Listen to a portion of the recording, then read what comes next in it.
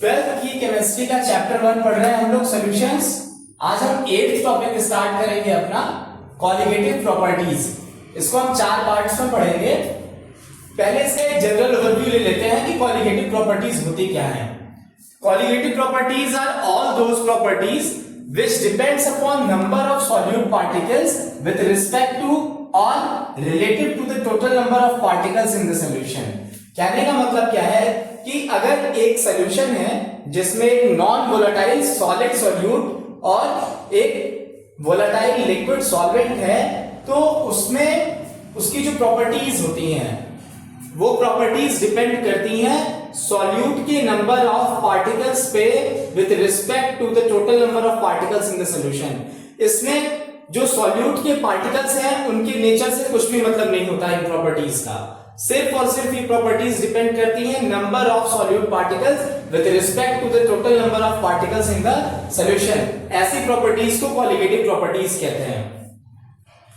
अच्छा, तो एक कंडीशन क्या है इसमें कि जो सॉल्यूट हमारा होना चाहिए वो सॉल्यूट क्या होना चाहिए, नॉन वोलेटाइल सॉल्यूट होना चाहिए। Non volatile solid solute, non volatile solid solute होना चाहिए। और सॉल्वेंट हमारा क्या होना चाहिए, liquid solvent, volatile liquid solvent होना चाहिए। हम पढ़ चुके हैं पिछले लेक्चर्स में कि जब हम एक नॉन वोलेटाइल सॉलिड सॉल्यूट को लिक्विड सॉल्वेंट में मिलाते हैं तो जो वेपर प्रेशर है सॉल्यूशन का वो डिक्रीज कर जाता है। क्यों डिक्रीज कर जाता है वो भी हमने पिछले लेक्चर में समझा हुआ है, लेक्चर 6 और 7 में समझा हुआ है कि जब एक नॉन वोलेटाइल सॉलिड सॉल्यूट को मिलाते हैं एक वोलेटाइल लिक्विड सॉल्वेंट में तो उसका वेपर प्रेशर डिक्रीज क्यों हो जाता है। आइए एक बार उसको दोबारा से रिपीट करते हैं, समझते हैं। ये जो ग्रीन कलर बी वाले हैं ये हमारे नॉन वोलेटाइल सॉलिड सॉल्यूट है और जो रेड कलर ए है ये वोलेटाइल लिक्विड सॉल्वेंट है। इनिशियली हमारे पास मान लीजिए एक वेसल में सिर्फ प्योर वोलेटाइल लिक्विड सॉल्वेंट ए है, तो होगा क्या कि लिक्विड फेज में कुछ ए के मॉलिक्यूल्स होंगे और कुछ वेपराइज होकर के लिक्विड ए के जो मॉलिक्यूल्स है वेपराइज होकर वेपर फेज में चले जाएंगे, वेपर फेज में चले जाएंगे। अच्छा, अब क्या है कि इस प्योर लिक्विड सॉल्वेंट ए में हमने नॉन वोलेटाइल सॉल्यूट बी को मिला दिया, तो B non volatile solid solute है। ये लिक्विड की जो लिक्विड सॉल्यूशन लिक्विड सॉल्वेंट है उसके सरफेस पे जो ए के मॉलिक्यूल्स हैं इनके साथ बाइंड हो जाएगा।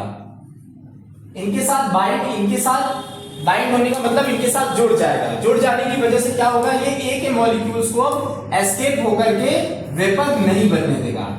वेपर नहीं बनने देगा तो जो ए के मॉलिक्यूल्स हैं वेपर फेज में उनके नंबर या उनका कंसंट्रेशन डिक्रीज हो जाएगा। जब कंसंट्रेशन डिक्रीज हो जाएगा तो वेपर प्रेशर डिक्रीज हो जाएगा। किसका कंसंट्रेशन, ए का वेपर फेज में।